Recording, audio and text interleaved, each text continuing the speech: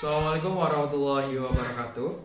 Terima kasih atas waktunya. Sebelumnya perkenalkan kami dari kelompok 2 untuk materi Mekanika Fluida dan Hidrolika yang diampu oleh Bapak Dr. Najib PhD MT IPM. Di sini kita akan menjelaskan mengenai EPANAT dengan kelompok 2 yaitu berisikan Noval Zakir Majid, Yola Irmawanti, Renada Ishak, Adi Sudrajat, dan saya sendiri Faiz Abramul Ihsan. Kami di sini akan menjelaskan mengenai EPANAT, yaitu cara memasukkan data sumber air dan lain sebagainya yang nanti akan dijelaskan oleh teman-teman yang lainnya. Selanjutnya kami mengambil yaitu di Desa Besani. Kenapa kami mengambil di Desa Besani? Karena ada salah satu teman kami yang bertempat tinggal di desa tersebut. Tentunya dengan adanya teman kami yang sudah menetap di desa tersebut telah mengetahui sumber airnya itu terletak di sebelah mana dan bagaimana. Desa Besani sendiri terletak di Kecamatan Leksono dengan terdiri dari 5 RW, yaitu ada di Dusun Besani, Serayu, Serandil, Candi Mulyo, Sempor.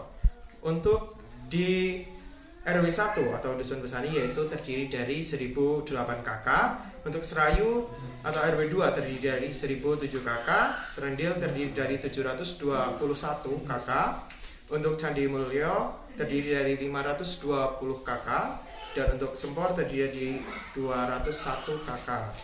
Untuk jumlah penduduknya yaitu 3.457. Untuk elevasi di RW 1 yaitu 563 mdpl, di RW 2 557 mdpl, di RW 3 548 mdpl, di RW 4 546 mdpl, dan di RW 5 546 mdpl juga. Untuk ketinggian bak atau ketinggian mata air itu di kisaran 592 mdpl. Mungkin itu saja yang bisa saya sampaikan sebagai pembuka. Nanti untuk mengenai cara memasukkan data ke EPANAT dan lain sebagainya akan dijelaskan lebih lanjut oleh teman-teman yang lainnya. Terima kasih. Di sini saya akan menerangkan tentang aplikasi EPANAT. Pertama kali kita melihat lokasi dulu di Google Earth. Gimana sih letak elevasi di desa itu gimana? Habis itu kita akan mengetahui titik tempat airnya itu di mana. Habis itu kita digambar di beberapa RW. Itu kan di situ ada 5 RW ya. Terus di mana letaknya penyaluran airnya. Habis itu kita akan mengetahui data tersebut terdapat junction, reservoir, tank, pipa, pompa, dan lain-lainnya. Habis itu ada maps. Dalam maps itu ada nodes sama links.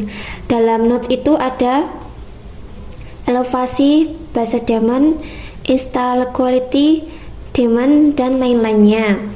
Habis itu ada links. Dalam link itu ada diameter, roughness, bulk, curve, dan lain-lainnya. Habis itu di situ ada junction, ada reservoir, ada tank, ada pipa, ada pompa, dan ada tulisan teks buat menulis. Habis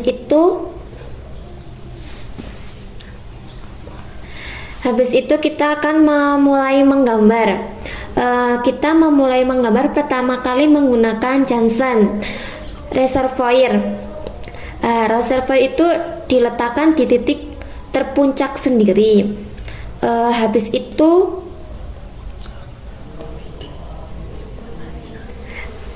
di terpuncak sumber airnya itu di mana. Habis itu kita akan meletakkan junction itu di mana.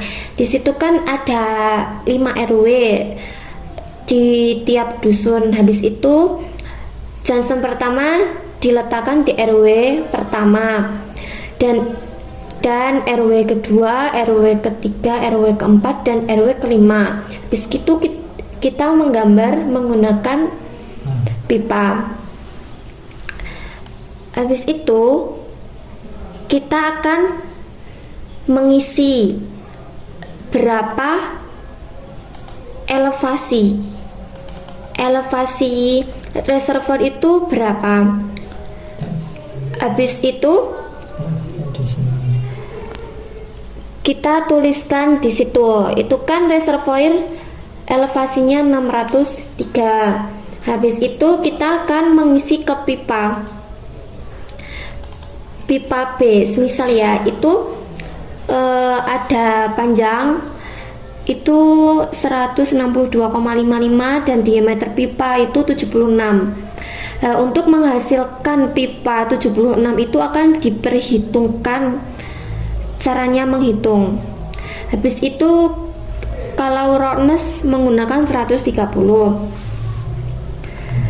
Itu di semua pipa B, C, D, E, dan F.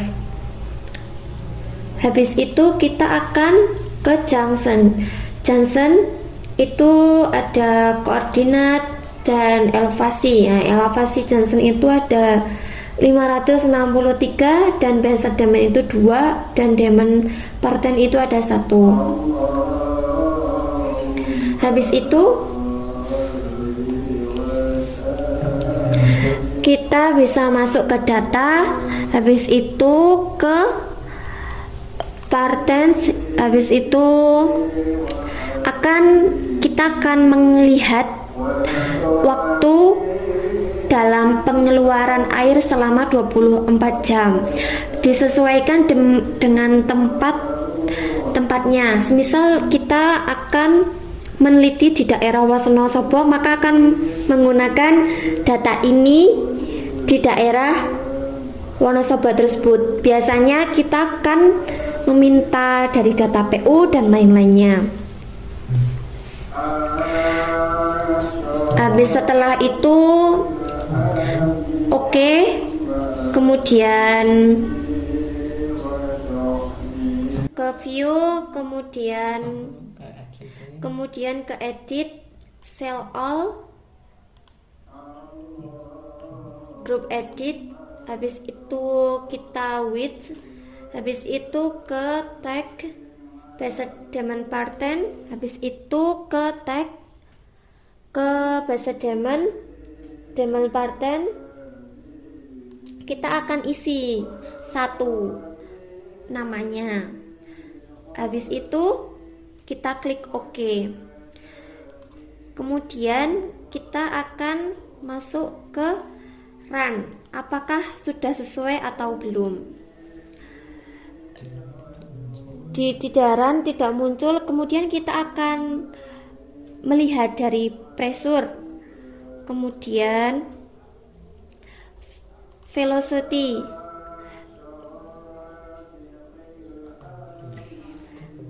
kita akan memasukkan jam di partens, kemudian optims, kemudian times. Di times kemudian itu ada di jam 24 jam, itu kan selama 24 jam diisi gitu. Kemudian kita masuk ke maps.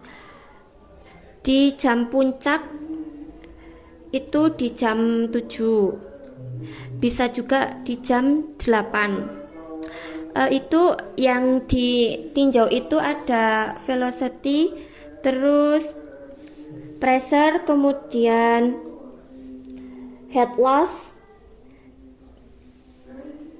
Yang pertama head loss. Head loss itu lebih kurang dari 10. Nah, itu sudah memenuhi di pipa A sudah memenuhi itu 9,82, terus yang B itu 6,96 dan lain-lainnya, itu sudah memenuhi di jam puncak. Kemudian di velocity itu dari 0,3 sampai 2 itu sudah memenuhi kalau di run. sudah memenuhi semua.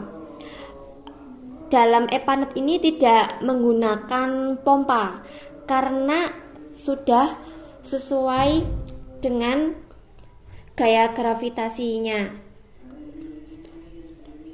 Karena gravitasinya itu sudah menjalankan air sesuai dengan jalurnya, bisa mengalir gitu, sehingga tidak menggunakan pompa juga, sehingga pada aplikasi ini hemat, tidak memerlukan biaya yang banyak.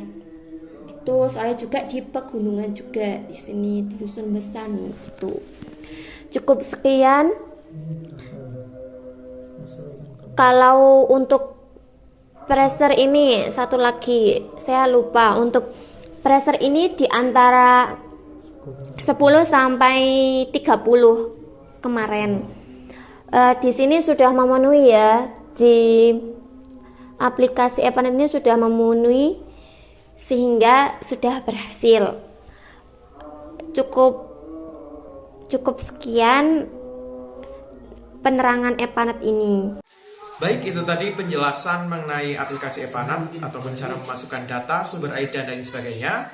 Terima kasih dari kelompok 2. Mohon maaf apabila terdapat banyak kesalahan ataupun kekeliruan. Terima kasih atas waktunya dan kesempatan dari teman-teman semua. Semoga ilmunya dapat bermanfaat untuk kita semua. Juga terima kasih kepada Bapak Dr. Nasyiin Fakih STM TIPM sebagai dosen pengampu mata kuliah Mekanika Fluida dan Hidrolika 2. Sekian dari kelompok 2. Kami akhiri. Wassalamualaikum warahmatullahi wabarakatuh.